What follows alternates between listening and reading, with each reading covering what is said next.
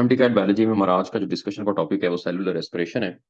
आपने इससे पहले इसका लेक्चर अटेंड किया और उसमें हमने जो बहुत ही इंपॉर्टेंट टॉपिक्स थे सेलुलर रेस्पिरेशन के, जिसमें ग्लाइकोलाइसिस था, aerobic anaerobic respiration, link reaction जो कि ऑक्सीडेशन ऑफ पाइरूवेट था, फिर क्रेब्स साइकिल या सिट्रिक एसिड साइकिल या टीसीए साइकिल पढ़ा, और उसके बाद रेस्पिरेटरी चेन, और साथ साथ जो एटीपी की कैलकुलेशन थी उसको भी आपने देखा। तो उसी पे हमने आज डिस्कशन करनी है, और बहुत ही इंपॉर्टेंट कॉन्सेप्ट्स हैं और कुछ डेफिशिएंसीज हैं जो आपकी बुक्स के अंदर होती हैं, उनको भी हम साथ इंक्लूड कर लेते हैं ताकि आपका सारे का सारा जो टॉपिक है वो 100% थॉरोली कवर हो जाए। तो एक एक करके हम एमसीक्यूज डिस्कस करेंगे, उसी तरह आप भी इसका आंसर करेंगे और साथ हम इसमें डिस्कशन करते हैं। जी, क्वेश्चन नंबर 1 है, conversion of pyruvic acid into ethyl alcohol is mediated by phosphatases, dehydrogenases, decarboxylases and dehydrogenases और कैटालेजेस। तो कौन सा यहाँ पर रिएक्शन है या इंजाइम्स हैं जो कि इस प्रोसेस को कंट्रोल करते हैं? जी, बिस्मा का, नूरुल हुदा का, अरसलान का सी आंसर आया है कि डी कार्बोक्सिलेसिस एंड डी हाइड्रोजिनेसिस एंजाइम्स जो है वो यूज होते हैं। तो आप ये जानते हैं कि एक तो जब इथाइल अल्कोहल जो है वो बनता है तो उसमें डीकार्बोक्सिलेशन भी होती है, कार्बन डाइऑक्साइड रिमूव होती है, जिसकी वजह से डीकार्बोक्सिलेज भी यूज हो रहा है। फिर आप जानते हैं कि वहां ऑक्सीडेशन रिडक्शन प्रोसेसेस हो रहे होते हैं। तो उसमें जो बहुत कॉमन एंजाइम होता है जो कि रेस्पिरेशन में यूज होता है वो डीहाइड्रोजिनेज एंजाइम है, जिसकी वजह से इसमें जो चार्ली है वो करेक्ट ऑप्शन है। डीकार्बोक्सिलेसिस भी और डीहाइड्रोजिनेसिस भी। अब जैसे देखें, अगर हम पायरुविक एसिड को देखें और अपने लेक्चर के अंदर पढ़ा कि सबसे पहले क्या होता है, सबसे पहले तो ग्लूकोज आप जानते हैं कि पायरुवेट या पायरुविक एसिड में कन्वर्ट हो जाता है। अब इसके बाद पायरुवेट 3 वे में प्रोसेस होता है। अब वो 3 वेज जो है वो कौन कौन से हैं, ये आपको पता होना चाहिए कि पायरुविक एसिड के 3 वेज प्रोसेस होने के कौन से हैं। एक तो ये कि जो पायरुविक एसिड है वो कन्वर्ट हो सकता है एसिटाइल कोएंजाइम ए में, ठीक है, या ये कन्वर्ट हो सकता है लैक्टिक एसिड में, या ये कन्वर्ट हो सकता है फाइनली एथेनॉल या इथाइल अल्कोहल में। तो ये 3 वेज हैं by which the pyruvate is processed. अब इसके अंदर जो 2 वेज हैं, मैं यहाँ इसको अगर नेम दे दूं 1 2 3, तो इसमें से जो 3 और 2 हैं ये दोनों के दोनों जो है इनको हम एनएरोबिक रेस्पिरेशन कहते हैं, या एक वर्ड यूज होता है फर्मेंटेशन का। और फर्मेंटेशन में यहाँ पर लैक्टिक एसिड बनता है, that is the acidic fermentation, और एथेनॉल या इथाइल अल्कोहल बनता है जो कि अल्कोहलिक फर्मेंटेशन। लैक्टिक एसिड कहाँ बनता है? लैक्टिक एसिड स्पेसिफिकली ये मसल सेल के अंदर बनता है। आप जानते हैं कि जब विदाउट ऑक्सीजन जो है, अगर हम बहुत ज़्यादा एक्सरसाइज करें तो उससे जो है वो एसिडिक जो लैक्टिक एसिड है वो जमा हो जाता है। इसके अलावा कुछ माइक्रो ऑर्गेनिज्म, बैक्टीरिया वगैरह के अंदर भी जो लैक्टिक एसिड है एज ए वेस्ट प्रोडक्ट जो है वो प्रोड्यूस होता है।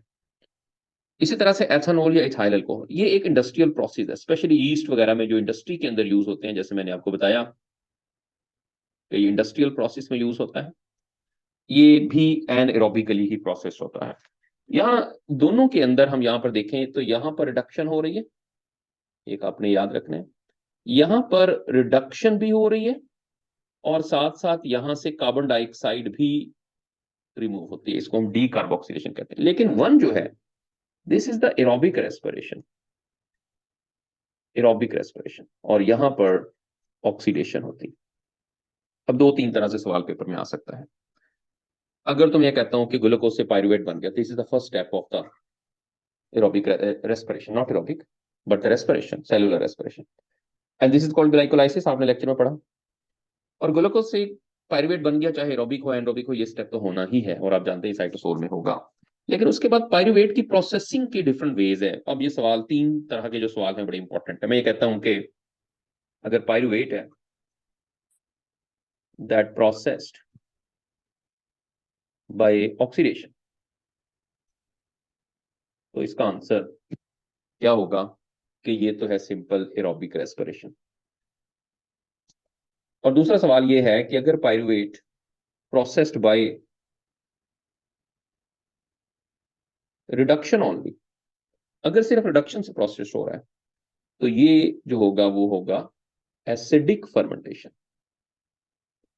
और अगर पायरुवेट, तीसरा पॉइंट लिख रहा हूं, pyruvate process by reduction and decarboxylation, ये दो पॉइंट आ जाएंगे। तो इसके आंसर जो होगा वो है अल्कोहलिक फर्मेंटेशन। तो ये तीन जो वेज हैं जो बड़े इंपॉर्टेंट है और बड़े इंपॉर्टेंट क्वेश्चन है, तो ये आपने इसमें याद रखना है। तो इसमें चार्ली जो है वो करेक्ट है। उसके बाद नेक्स्ट है the common phase between aerobic and anaerobic respiration is TCA, this is tri carboxylic acid cycle, या इसको क्रेब साइकिल या सिट्रिक एसिड साइकिल कहते हैं। Crab cycle, glycolysis, photo respiration. जी जल्दी से आंसर करते हैं इसका। सी आंसर, चार्ली आंसर सब लोग कर रहे हैं, सब लोगों ने अभी तक इसका आंसर सी ही किया है, और जो करेक्ट है वो सी ही है।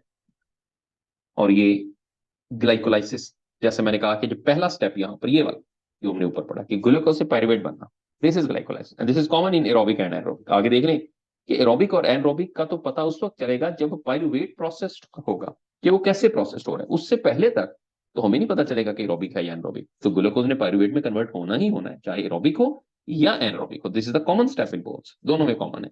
इसके लिए बस ये याद रखना है कि एक अनदर नेम यूज होता है इसके लिए, इसको हम EMP पाथवे भी कहते हैं। ये साइंटिस्ट के नेम की बेस पर पाथवे रखे गए हैं। एमडन, मायरहोफ और परनास, ये तीन साइंटिस्ट थे, इस वजह से इसको हम EMP पाथवे कहते हैं। और आप जानते हैं इसमें दो फेज हमने पढ़ी थी, एक प्रिपरेटरी फेज थी और एक ऑक्सीडेटिव या पे ऑफ फेज थी। पहले प्रिपरेटरी होती, फिर उसके बाद ऑक्सीडेटिव या पे ऑफ फेज होती। Next question, during the formation of bread it become porous due to release of carbon dioxide by the action of yeast, bacteria, viruses और protozoan. अब देखें उसी कॉन्सेप्ट से ही आप आंसर कर सकते हैं बड़ा इजीली, क्योंकि ऊपर मैंने आपको कॉन्सेप्ट दे दिया कि अल्कोहलिक फर्मेंटेशन कहाँ हो रही है, एसिडिक फर्मेंटेशन कहाँ पे हो रही है। जी नूरुल हुदा अल्फा कह रही है, अरसलान ने भी अल्फा कहा है। बाकी सब जल्दी से बता दें, पता चल गया इस कॉन्सेप्ट पे क्लियर है कि अगर कार्बन डाइऑक्साइड इवॉल्व हो रही है तो ये वाली जो फर्मेंटेशन है ये अल्कोहलिक फर्मेंटेशन है, और ये फर्मेंटेशन यीस्ट जो है वो करते हैं। एक इंडस्ट्रियल प्रोसेस है, जैसा कि जो ब्रेड मेकिंग है ये एक इंडस्ट्रियल प्रोसेस, इसके अंदर यीस्ट जो है, yeast is one of the fungus, this is the unicellular fungus, we know that सबसे ज्यादा यूज होने वाली जो यूकैरियोटिक है वो यही है in different industrial processes. Next question, what is incorrect about the anaerobic respiration. Anaerobic respiration के लिए इनकरेक्ट क्या है? Partial breakdown of glucose, net gain of 2 ATP, conversion of NAD to NADH, reduction of pyruvic acid, which is incorrect for the anaerobic respiration। जी जल्दी से answer करें जरा, भी देखते हैं किसका कॉन्सेप्ट क्लियर है इसके अंदर। नूरुल हुदा ने ए कहा है, अलीशा ने कह दिया बी, जिशान ने कहा है सी, अरसलान ने कहा है डी। इनकरेक्ट ढूंढ रहा है आपने कि एरोबिक रेस्पिरेशन के लिए इनकरेक्ट क्या है। अब यहां से पता चलेगा कि लेक्चर किसने अच्छे से सुना है, क्योंकि ये सारी चीजें लेक्चर के अंदर हमने डिटेल में डिस्कस की थी। बिस्मा ने सी कहा है। जी बिस्मा जरा आप बताएं माइक ओपन करके कि क्यों आपने सी चूज किया है। मैंने ऑप्शन ओपन कर दी।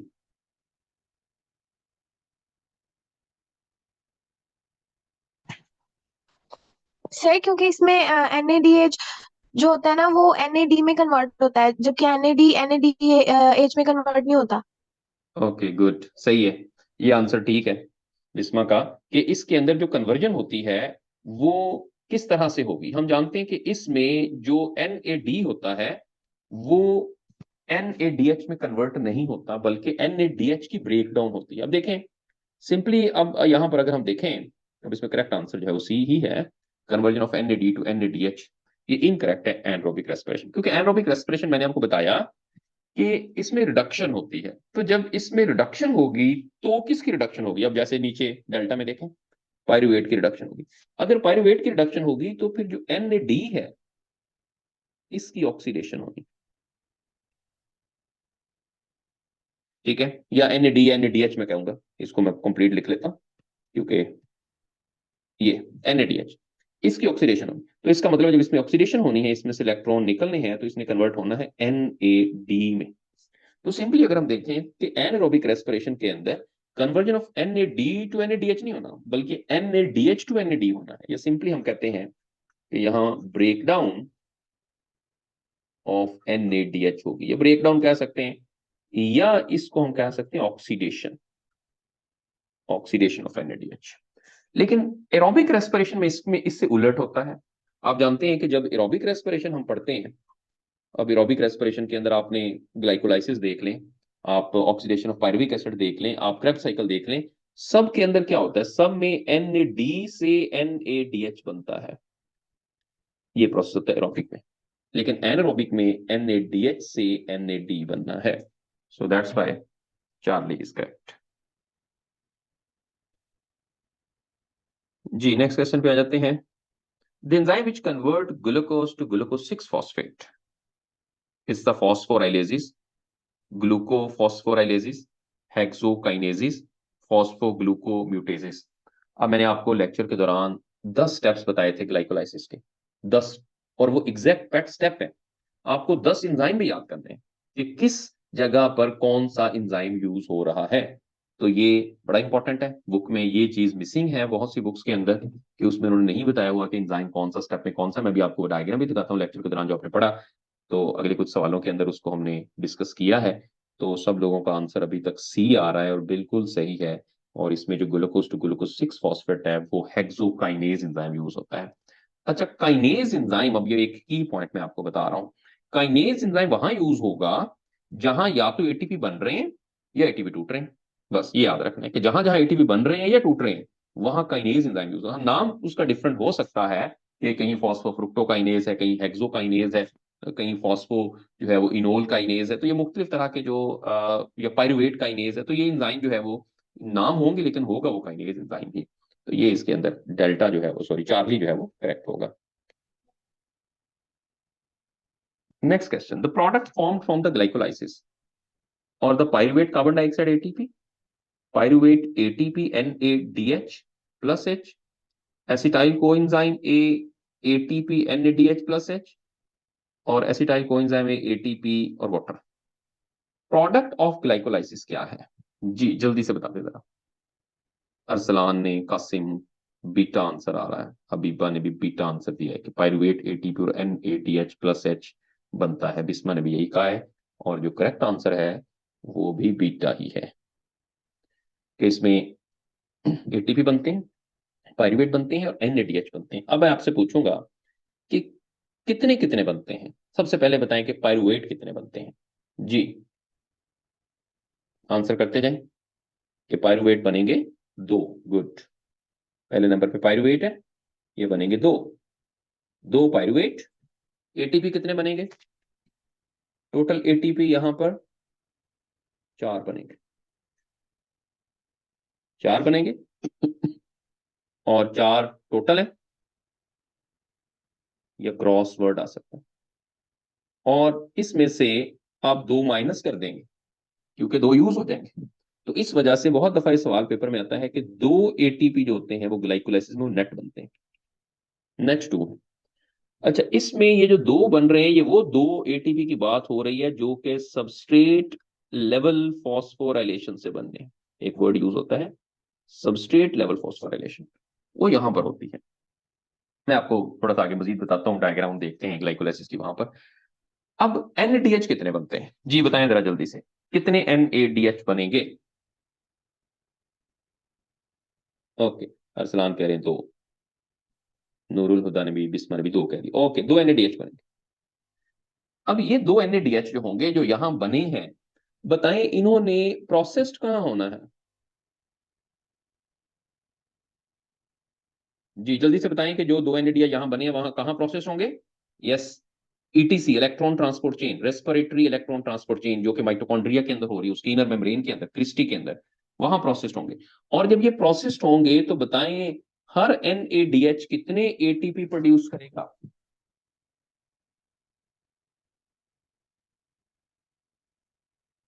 जी हर NADH कितने एटीपी प्रोड्यूस करेगा? बिस्मा 2 कह रही है, लीशा 2 कह रही है। 2 नहीं करेगा, नोट कर लें यहाँ पे, 3 एटीपी प्रोड्यूस करेगा। और NADH कितने एटीपी प्रोड्यूस करेगा? 3 एटीपी प्रोड्यूस करेगा। और अगर ये 2 है तो इसका मतलब है कि ये 6 एटीपी ये बनाएंगे। तो इसका मतलब है ग्लाइकोलाइसिस में जो 2 NADH होते हैं वो 6 एटीपी बनाते हैं, लेकिन यहां नहीं बनाते, ये बनाएंगे जाके रेस्पिरेटरी चेन के अंदर। और ये वाले जो एटीपी बनेंगे ये एटीपी बनते हैं बाय केमियोस्मोसिस। ये अब मैंने दो चीजें यहां आपको बड़ी क्लियरली बता दी हैं। सवाल अगर आता है और ये पूछा जाते हैं कि बताएं ग्लाइकोलाइसिस में कितने एटीपी बनते हैं, अगर एनएडीएच भी उसके प्रोसेस्ड हो जाए तो फिर आपने 6 ये वाले भी काउंट करने हैं और 4 ये वाले भी काउंट करने हैं, तो 10 टोटल हो गया। अगर नेट पूछा जाएगा तो फिर 2 काउंट कर लेंगे तो 8 हो जाएंगे। ठीक है, तो ये यहाँ बात आपने याद रखनी है। ये सवाल अब स्टेटमेंट पे डिपेंड करता है, अदरवाइज तो अगर वो सिंपल पूछेगा तो फिर तो आपको पता है कि केमियोस्मोसिस में हमने आगे जो है वो जाके कुछ सवाल भी करने और आपको लेक्चर के दौरान इसकी डिटेल कैलकुलेशन जो है उसकी बता दी थी। बहरहाल इस तरह का सवाल भी पेपर के अंदर आ सकता है। आई होप कि आपको इसका मुकम्मल कॉन्सेप्ट है। ओके, नेक्स्ट क्वेश्चन पे आ जाए। How many steps in the glycolysis और catalyse by the enzyme kinase. कितने स्टेप जो हैं वो ग्लाइकोलाइसिस के एंजाइम काइनेज कैटालाइज करता है। 10 स्टेप मैंने आपको टोटल बताए हैं, लेकिन उनमें से काइनेज एंजाइम कितने स्टेप्स के अंदर यूज होता है? 1 2 3 4।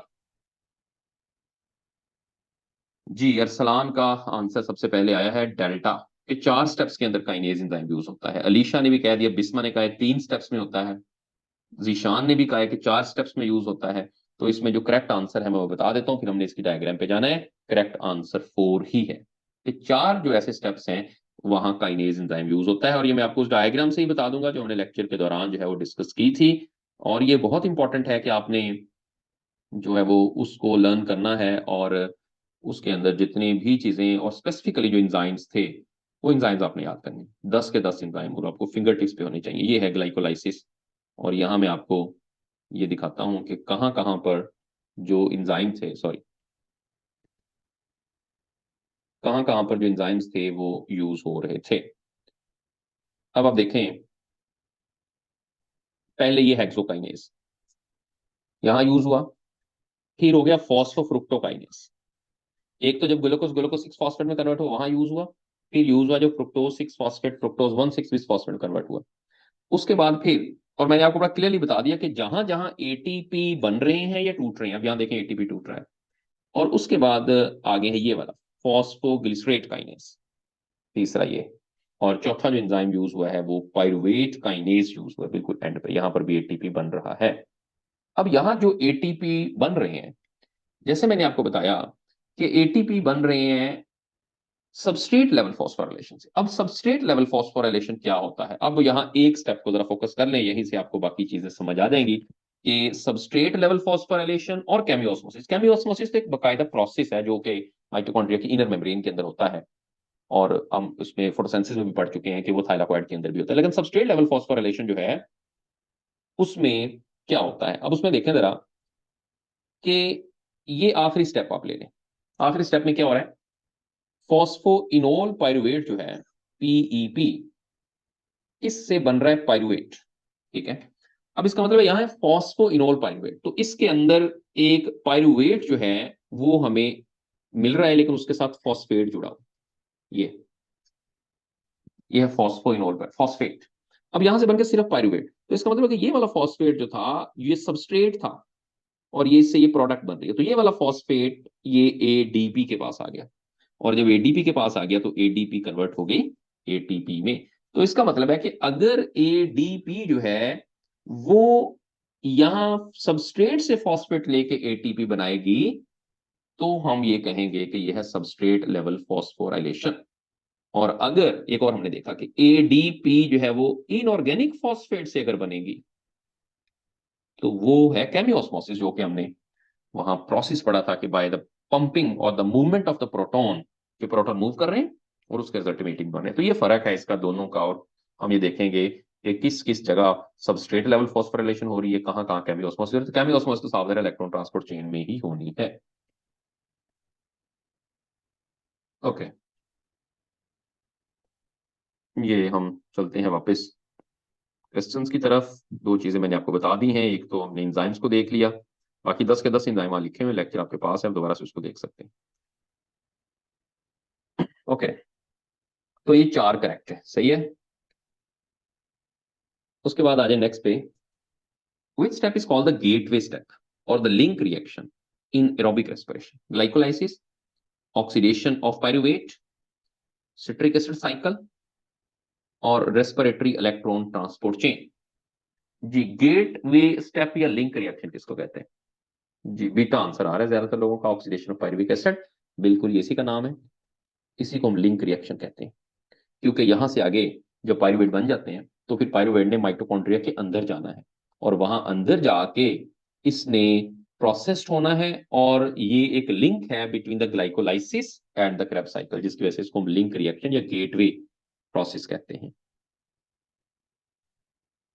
ओके जी, इसके बाद थोड़ा सा इसमें ऑप्शन थोड़ी सी हो गई है चेंज, मैं उसको आपको करेक्ट कर देता हूं। अच्छा जी, सवाल ये है कि which of the following step is associated with the ATP formation by substrate level phosphorylation? Again आ गया है कि ATP formation by substrate level phosphorylation कहाँ कहाँ बनती है। पहला स्टेप है जी, ए है, मैं एरो लगा देता हूँ, एरो थोड़े से इसके हिल गए यहाँ से। Alpha keto glutarate to succinate, 1,3 bis phosphoglycerate to 3 phosphoglycerate, phosphoenol pyruvate to pyruvate, या all of this. Substrate level phosphorylation जो है वो कहाँ कहाँ पर होती है? जी, बिस्मा ने कहा है सी, अरसलान ने कहा है डी, कासिम ने भी कहा है सी, अलीशा ने कहा ए। अब आप ये सोचें, मैंने अभी आपको बताया कि सबस्ट्रेट लेवल फॉस्फोराइलेशन, अब देखें ग्लाइकोलाइसिस में तो होनी ही सबस्ट्रेट लेवल फॉस्फोराइलेशन है, और आप ये जानते हैं कि ये जो दो स्टेप हैं ये दोनों के दोनों, ये दोनों स्टेप जो है वो ग्लाइकोलाइसिस के, और ग्लाइकोलाइसिस की ऑक्सीडेटिव फेज के।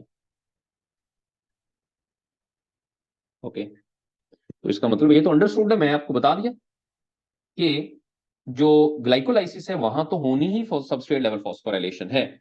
उसके बाद अगर आप ये देखें, ये वाला जो स्टेप है ये स्टेप क्रेब्स साइकिल का है, और ये वो साइकिल क्रेब्स साइकिल का स्टेप है जिसमें एक प्रोसेस होता है, और वो प्रोसेस ये होता है कि पहले जीडीपी से जीटीपी बनते हैं, और फिर जीटीपी फिर ब्रेक करती है, और इसके रिजल्ट में फिर एडीपी जो है इससे एटीपी बनते हैं। तो ये भी सबस्ट्रेट लेवल फॉस्फोराइलेशन ही है, ये स्टेप भी क्रेब्स साइकिल का सबस्ट्रेट लेवल फॉस्फोराइलेशन ही है। तो जिन लोगों ने डेल्टा कहा था वो बिल्कुल सही। तीनों के तीनों जो स्टेप्स हैं ये सबस्ट्रेट लेवल फॉस्फोराइलेशन से ही एटीपी बनाते हैं। और आप देख लें जाके, ग्लाइकोलाइसिस को पढ़ लें और क्रेब्स साइकिल को पढ़ लें, बकायदा लेक्चर में मैंने वहां मेंशन भी किया था। इसको देख लें, अगर यहाँ कोई प्रॉब्लम है तो उसको लाजमी आपने ग्रिप करना है कॉन्सेप्ट को। ओके, नेक्स्ट है जी, which of the following metabolite is common to the respiration mediate breakdown of fat, carbohydrate and protein? आप जानते हैं कि जितने भी प्रोसेसेस हो रहे हैं, एक तो हमने कार्बोहाइड्रेट की पढ़ा ही है, लेकिन फैट की जो मेटाबॉलिज्म होती है, प्रोटीन की मेटाबॉलिज्म होती है, वो भी किसी ना किसी तरह से आपस में इंटरलिंक्ड करते हैं। तो बताएं कौन सा ऐसा कॉमन जो है वो सबस्ट्रेट है जिसके साथ फैट, कार्बोहाइड्रेट, प्रोटीन तीनों मेटाबोलाइट्स होते हैं, वो आकर अटैच होते हैं। Acetyl coenzyme A, glucose 6 phosphate, fructose 1 6 bis phosphate और पायरुविक एसिड। जी, ज्यादातर लोगों का आंसर जो है वो अल्फा आ रहा है, और बिल्कुल सही है एसिटाइल कोएंजाइम ए। आप जानते हैं कि जब पायरुविक एसिड की ब्रेकडाउन होती है, साथ कोएंजाइम ए ऐड हो जाता है उसके अंदर, तो बन जाता है एसिटाइल कोएंजाइम ए। उसके बाद उसने आगे क्रेब्स साइकिल में जाना है, तो इसी एसिटाइल कोएंजाइम ए के अंदर जब फैटी एसिड जो है, ये फैट्स की मेटाबॉलिज्म होती है, वो भी यहां पर आकर फैट होते हैं, और प्रोटीन की जब जो है वो फर्दर मेटाबॉलिज्म होती है वो भी इसके साथ रिलेट करते हैं। So this is the common for all types of metabolism. अगला सवाल है, which of the following do the two names refers to one and the same thing? कौन से दो नाम जो है वो एक ही चीज के लिए यूज हो रहे हैं? Crab cycle Calvin, tri carboxylic acid and citric acid cycle, citric acid cycle and Calvin cycle, tri carboxylic acid cycle and the urea cycle. कौन से दो नाम एक ही चीज के लिए हैं? जी, ज्यादातर लोगों का जो आंसर है वो बीटा आ रहा है कि try carboxylic acid cycle and citric acid cycle, और बीटा जो है वो बिल्कुल सही है, ये क्रेब साइकिल है। अब ये तीन नाम हो गए क्रेब साइकिल के। अब क्रेब साइकिल को सिट्रिक एसिड साइकिल क्यों कहते हैं?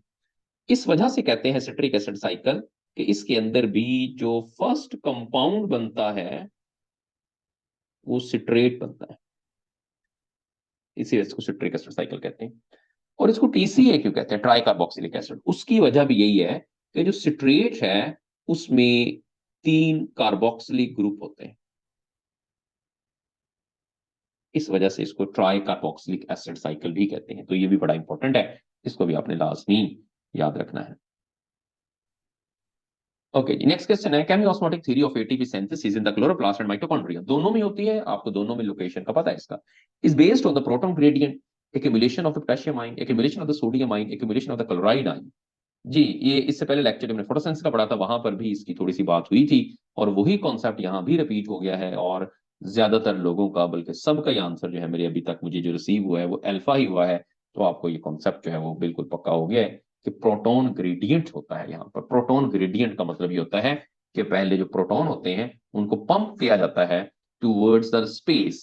अगर तो वो क्लोरोप्लास्ट है, that space is the thylakoid space या ल्यूमेन। और अगर वो माइटोकॉन्ड्रिया है, रेस्पिरेशन है, तो वो स्पेस होगी इंटर मेम्ब्रेनस स्पेस या आउटर कंपार्टमेंट, वहां पे उसको पंप किया जाता है। और वहां से फिर जब वापस आते हैं बैक इनटू द मैट्रिक्स और द स्ट्रोमा, तो वहां फिर एटीपी प्रोडक्शन होती है।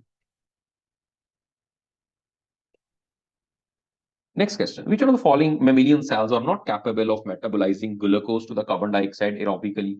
Red blood cell, white blood cell, unstriated muscle cells और लिवर सेल? कौन सा ऐसा सेल्स है मेमेलियन सेल्स का जिसमें ग्लूकोज की मेटाबॉलिज्म नहीं होती, ग्लूकोज ब्रेक नहीं करता और फर्दर कार्बन डाइऑक्साइड जो है इसमें से नहीं बनते? जी बताएं, जरा सोचें, थोड़ा सा सोचने की बात है और आपको इसका आंसर मिल जाएगा। हबीबा ने ए कहा है, बिस्मा ने बी कहा है, जिशान ने डी कहा है। ओके, देखें जी क्या आंसर आ रहा है इसका। मेरा ख्याल है कंफ्यूज हो जाएंगे, हो गए इसके अंदर। कासिम ने भी ये कह दिया है कि रेड ब्लड सेल्स हैं, मुकद्दस ने डी कह दिया कि लिवर सेल्स हैं, लिवर स्टोर ग्लाइकोजन इस वजह से। नो जिशान, अरसलान सी कह रहे हैं मसल सेल के अंदर क्या ये नहीं होता, मसल में तो बड़ा बेहतरीन किस्म की ग्लूकोज की ब्रेकडाउन होती है। अरसलान अलीशा ने, इस दोनों ने सी चूज किया है, ये तो बिल्कुल भी काबिल कबूल नहीं।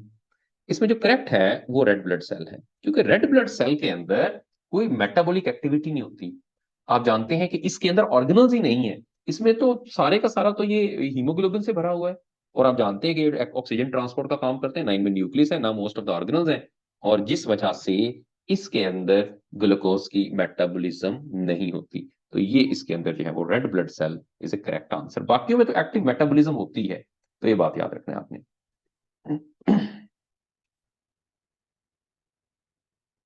Okay, next question.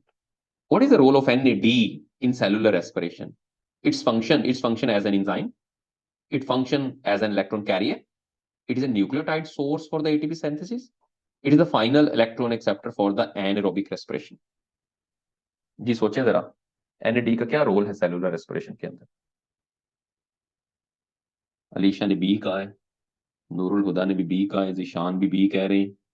जी जल्दी से बताते जाएंगे क्या बी करेक्ट है? हबीबा ने कहा है सी है कि it's nucleotide source for ATP synthesis. Arsalan ने कहा है बी है। इसका करेक्ट आंसर जो है वो बी है, ये एक इलेक्ट्रॉन कैरियर है। आप जानते हैं कि जब एन डी है, ये जो आपको नजर आ रहा है प्लस लिखा है, इट्स इलेक्ट्रॉन डेफिशिएंट, तो जब ये कन्वर्ट हो जाता है NADH के अंदर, तो इसका मतलब है कि अब इसके अंदर एनर्जाइज्ड इलेक्ट्रॉन है, एनर्जाइज इलेक्ट्रॉन। अब ये इलेक्ट्रॉन जाकर देगा ETC को, इलेक्ट्रॉन ट्रांसपोर्ट चेन को, और वहां इलेक्ट्रॉन मूव करेंगे, और फिर उसके रिजल्ट में केमियोस्मोसिस के प्रोसेस के रिजल्ट में एनर्जी बनेगी, ATP बनेगी। तो यहां सिर्फ इसका जो फंक्शन है वो है इलेक्ट्रॉन कैरियर के तौर पे। ओके, नेक्स्ट है, which of the statement is incorrect? कौन सी इनकरेक्ट स्टेटमेंट है? Enzymes of TCA cycle are present in the mitochondrial matrix, glycolysis occurs in the cytosol, glycolysis operate as long as it is supplied with NAD that can pick up hydrogen atom, oxidative phosphorylation take place in outer mitochondrial membrane। कौन सी statement incorrect आपको इसमें से मिल रही है, जल्दी से बताएं जरा।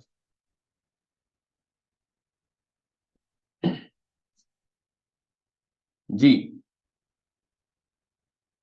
अलीशा ने कहा है कि ए, कि TCA जो साइकिल के एंजाइम्स होते हैं वो माइटोकॉन्ड्रियल मैट्रिक्स में होते हैं, क्या ये गलत है? अरसलान ने कहा है सी, मुकद्दस ने कहा है सी, बिस्मा ने कहा है सी। इनकरेक्ट स्टेटमेंट ढूंढनी है, और जिशान ने जो है वो डी कह दिया है, नूरुल हुदा ने कहा है डी। ओके जी, नूरुल हुदा ने कहा कि oxidative phosphorylation occurs in the inner membrane of mitochondria. तो इसके अंदर जो करेक्ट इनकरेक्ट है वो डेल्टा ही है, ये करेक्ट नहीं है। ऑक्सीडेटिव फॉस्फोरिलेशन जो होगा वो इनर मेम्ब्रेन ऑफ माइटोकॉन्ड्रिया में होगा, आउटर में नहीं होगा। ग्लाइकोलाइसिस जो होगा वो उसको एनएडी सप्लाई होते रहेंगे, वो हाइड्रोजन उसके साथ मिलाता रहेगा, ये करेक्ट है। और ग्लाइकोलाइसिस साइटोसोल में होता है, ये भी करेक्ट है। और इंजाइम जो होते हैं क्रेब्स साइकिल के, वो माइटोकॉन्ड्रियल मैट्रिक्स में ही होते हैं, क्योंकि क्रेब्स साइकिल माइटोकॉन्ड्रियल मैट्रिक्स के अंदर होता है। अब आपको चारों स्टेप्स की लोकेशन जो है वो बता दी थी मैंने, और फर्दर एक दफा आप सुन लें, क्योंकि एक दो लोगों ने आंसर इसका गलत भी किया था। कि आपको पता है कि जो ग्लाइकोलाइसिस का स्टेप है ये तो सिंपली साइटोसोल में होना है, ठीक है। उसके बाद आ जाता है जो है वो ऑक्सीडेशन ऑफ पायरुविक एसिड, दूसरा स्टेप ऑक्सीडेशन ऑफ पायरुवेट, तीसरा जो है वो क्रेब साइकिल। ये दोनों के दोनों जो है ये माइटोकॉन्ड्रियल मैट्रिक्स में होने, ओके। तीसरा जो है वो रेस्पिरेटरी इलेक्ट्रॉन ट्रांसपोर्ट चेन, और ये होना है इनर मेम्ब्रेन ऑफ माइटोकॉन्ड्रिया, जिसको क्रिस्टी कहते हैं, या इनर मेम्ब्रेन ऑफ माइटोकॉन्ड्रिया। तो ये आपके सामने चारों स्टेप्स मैंने फिर से लिख दिए कि इनकी लोकेशन क्या है। सर जो ग्लाइकोलाइसिस में भी होती है ऑक्सीडेटिव फॉस्फोरिलेशन, जिसमें वो ग्लिसरॉल 3 फॉस्फेट 1 3 bis फॉस्फेट में कन्वर्ट होता है। नहीं नहीं, वो ऑक्सीडेटिव फॉस्फोरिलेशन जो है ना वो नहीं है। ऑक्सीडेटिव फॉस्फोरिलेशन सिंपली हम रेस्पिरेटरी इलेक्ट्रॉन ट्रांसपोर्ट चेन को कहते हैं, ठीक है। वहां जो है वो लास्ट स्टेप के अंदर वो सिंपल फॉस्फोरिलेशन है, वो ऑक्सीडेटिव नहीं है। वो ऑक्सीडेशन भी हो रही है और फॉस्फोरिलेशन भी हो रही है, वो आप अलग अलग कह सकते हैं।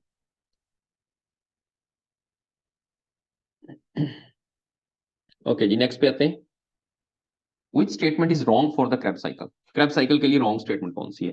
This is one point in the cycle where FAD is reduced to FADH2 during conversion of succinyl coenzyme A to succinate, a molecule of GTP is synthesized.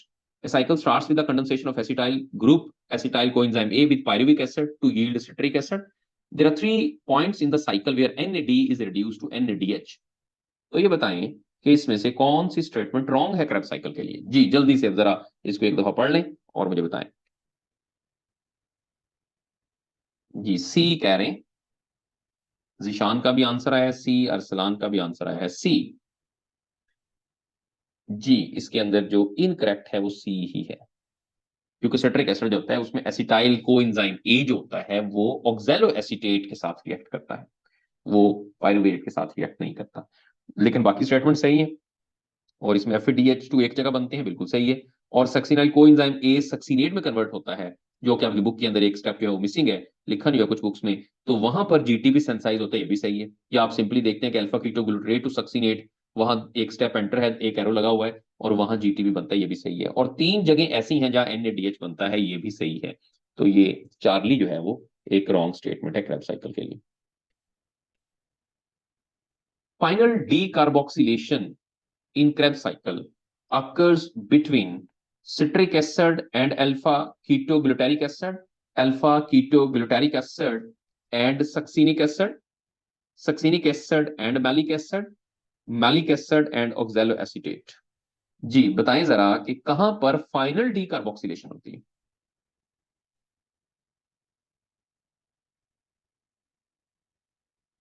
जी कासिम का आ गया बीटा आंसर, जिशान ने बी का है, अरसलान ने भी बी का है।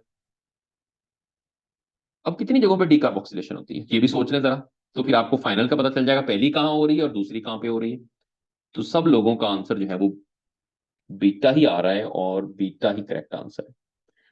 तो अरसलान ने जिशान ने ये भी कहा है कि 2 जगह डीकार्बोक्सिलेशन होती है, तो फिर 2 जगह कौन कौन से जहां डीकार्बोक्सिलेशन होती है? एक है आइसोसिट्रेट टू अल्फा कीटोग्लूटरेट, एक यहां पे हो रही है, क्योंकि यहां पर कार्बन कितने हैं? 6 हैं, और अल्फा कीटोग्लूटरेट में कार्बन 5 हैं, तो एक तो डीकार्बोक्सिलेशन यहां हुई। फिर अल्फा कीटोग्लूटरेट टू सक्सिनेट या सक्सिनिक एसिड, यहां पर भी डीकार्बोक्सिलेशन होती है, और इसी वजह से सक्सिनेट में कार्बन 4 हैं।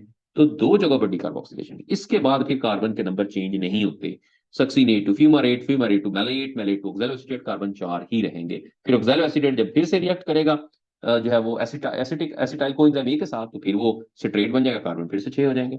तो बीटा जो है इसके अंदर करेक्ट है। Which are following is a common feature between the glycolysis and Krebs cycle? जी अब बताएं कि कॉमन फीचर कौन सा है? Release of the carbon dioxide, formation of the FADH2, site of the process is dehydrogenation. कौन सा कॉमन प्रोसेस है? ग्लाइकोलाइसिस में भी हो रहा है और क्रैब साइकिल में भी हो रहा है। बिस्मा ने कहा है डी, जीशान ने भी कहा है, हबीबा ने भी डी कहा है कि डी कॉमन है। अरसलान ने भी यही कहा है कि डी हाइड्रोजिनेशन ग्लाइकोलाइसिस में भी होती है और क्रैब साइकिल में भी होती है। बिल्कुल सही है, डेल्टा इज करेक्ट। क्योंकि आप जानते हैं कि दोनों में ऑक्सीडेशन हो रही है और जहां ऑक्सीडेशन हो रही है साफ जाहिर है वहां हाइड्रोजन रिमूव हो रहे हैं, तो डी हाइड्रोजिनेशन दोनों जगह पे हो रही है। कार्बन डाइऑक्साइड सिर्फ ग्लाइकोलाइसिस, सॉरी, क्रैब साइकिल में रिलीज हो रही है, ग्लाइकोलाइसिस में नहीं हो रही। FADH2 सिर्फ क्रैब साइकिल में बनता है। साइट जो होता है वो दोनों की फर्क है, ग्लाइकोलाइसिस साइटोसोल में और क्रैब साइकिल माइटोकॉन्ड्रियल मैट्रिक्स के अंदर। बड़े इंपॉर्टेंट ये क्वेश्चन हैं, सारे ही कॉन्सेप्ट बड़े इंपॉर्टेंट है और यही सवाल इसी तरह के क्वेश्चन पेपर में आ सकते हैं। How many NADH plus H और फॉर्म्ड इन पर टर्न ऑफ क्रैब साइकिल? कितने NADH बनते हैं हर टर्न में क्रैब साइकिल के? ओके जी, बीटा आंसर आ रहा है कि 3 NADH बनते हैं और तीनों की आपको साइट का भी पता होना चाहिए कि कहां कहां। पहला आइसोसिट्रेट टू अल्फा कीटोग्लूटरेट पहला बनेगा, अल्फा कीटोग्लूटरेट टू सक्सीनेट दूसरा बनेगा और तीसरा बनेगा आखिर में जब मैलेट टू ऑक्सैलो एसीटेट बनेगा। तो इसमें जो करेक्ट आंसर है वो 3 है, बीटा इज करेक्ट। गुड, बाकी सब लोगों का आंसर इसमें सही आया है। Next question. The net gain of energy from one molecule of glucose during aerobic respiration in the prokaryotes: 2 ATP, 4 ATP, 36 ATP and 38 ATP. कितने ATPs जो होते हैं वो प्रोकैरियोट्स के अंदर एरोबिक रेस्पिरेशन में बनते हैं? जी, डेल्टा आंसर आ रहा है नूरुल हुदा का भी, हबीबा ने भी डेल्टा कहा है कि 38 बनते हैं। जी, और बाकी लोग जल्दी से इस क्वेश्चन पे मैंने सबसे आंसर लेने हैं। बिस्मा ने भी कहा है डी, अरसलान ने भी कहा है डी। जी जी, बाकी लोग भी जल्दी से करते जाएं। ओके, सही है, डेल्टा इज करेक्ट, डी सही है। प्रोकैरियोट्स में 38 और अगर प्रोकैरियोट्स की जगह यूकैरियोट्स आ जाए तो फिर 36। और मैंने लेक्चर के दौरान आपको ये बताया था बकायदा कैलकुलेशन में कि क्यों दो ज्यादा बनते हैं प्रोकैरियोट्स के अंदर। एक पूरा समरी हमने देखी थी कि एटीपीज बनते कैसे हैं और एटीपीज जो है वो कितने कहाँ पे बन रहे हैं। तो हमने देखा था कि प्रोकैरियोट्स में क्योंकि माइटोकॉन्ड्रिया नहीं होते और उनका वो प्रोसेस होता है वो सेल मेम्ब्रेन के अंदर हो रहा होता है, जिस वजह से वहां 2 ATP यूज कम होते हैं और 38 बन जाते हैं। ओके जी, नेक्स्ट पे आ जाए। In single Krebs cycle how many times both oxidation and decarboxylation occurs simultaneously? कितनी दफा ऑक्सीडेशन और डीकार्बोक्सिलेशन इकट्ठे होते हैं? 1, 2, 3, 4? जी, अरसलान का बी आ गया है, जीशान का भी बी है कि 2 दफा ऐसा होता है, अलीशा ने भी बी कहा है। ओके जी, ये तो सही है, 2 दफा ऐसा होता है। और अगर मैं कहूं कि बताएं ऑक्सीडेशन कितनी दफा होती है, अब बताएं जरा, एक साइकिल में कितनी दफा ऑक्सीडेशन होती है? अब इसका क्या आंसर होगा, जल्दी जल्दी बताएं जरा। बिस्मा ने कहा है 3 दफा, अरसलान ने भी कहा है 3 दफा, अलीशा ने कहा है 2 दफा। अभी तक सही आंसर मुझे नहीं मिला। यस, बिस्मा ने दोबारा सोच के कहा कि 4 दफा, बिल्कुल सही। ऑक्सीडेशन 4 दफा होती है। 3 दफा NAD करते हैं और 1 दफा FAD करेगा। ठीक है, 4 दफा ऑक्सीडेशन होती है।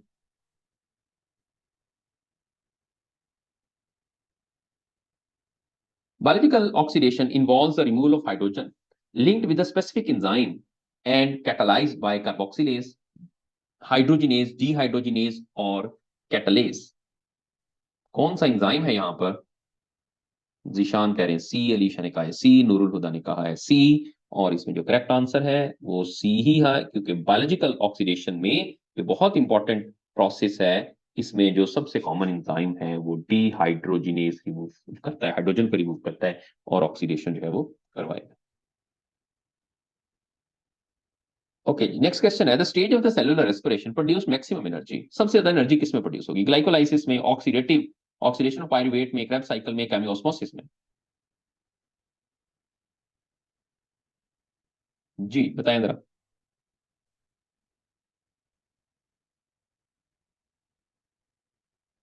अलीशा का डी है, हबीबा ने सी का है, बिस्मा ने सी का है, जिशान डी, हबीबा रियाज ने डी कह दिया।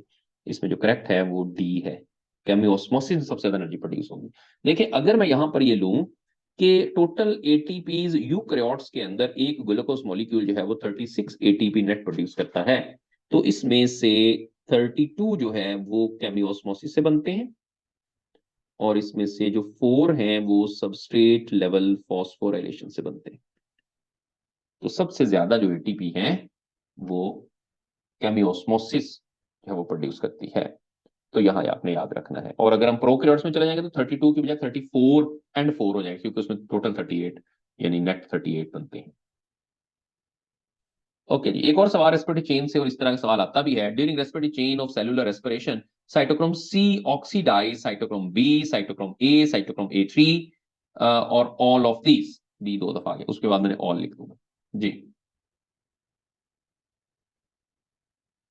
क्या आएगा इसके अंदर करेक्ट? साइटोक्रोम सी जो है ऑक्सीडाइज, नूरुल हुदा ने कहा ए, अलीशा ने कहा सी, हबीबा रियाज ने ए, जिशान अशरफ ने ए, और इसमें जो करेक्ट है वो अल्फा ही करेक्ट है, बी।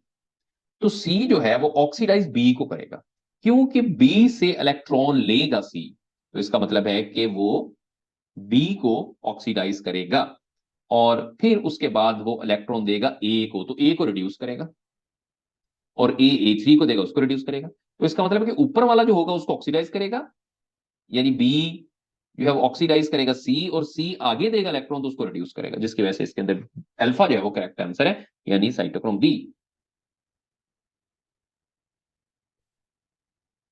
ओके जी, deamination of the amino acid take place in the liver, kidney, pancreas और गॉल ब्लैडर। क्योंकि प्रोटीन की मेटाबॉलिज्म भी होती है, और उसमें डीअमाइनेशन का जो प्रोसेस होता है वो कहां पर होता है, ये भी आपने पढ़ा हुआ है। अलीशा, नूरुल हुदा, जिशान ए कह रहे हैं सारे के सारे लोग, बिस्मा ने भी ये कहा है, हबीबा ने भी ये कह दिया है, और बिल्कुल सही है कि जो अमीनो एसिड की डीअमाइनेशन, अमीनो ग्रुप रिमूव होता है, वो लिवर के अंदर, लिवर एक बड़ा इंपॉर्टेंट पार्ट है जहां बहुत से रिएक्शंस हो रहे होते हैं, और मल्टी फंक्शनल पार्ट बॉडी के अंदर हमारे हैं। ओके जी, so this is all about today's lecture on cellular respiration, जिसमें जितने भी इंपॉर्टेंट कॉन्सेप्ट्स थे हमने इनको पढ़ लिया। अब इससे रिलेटेड अगर किसी का कोई क्वेश्चन है, कोई कंफ्यूजन है, तो आप पूछ सकते हैं।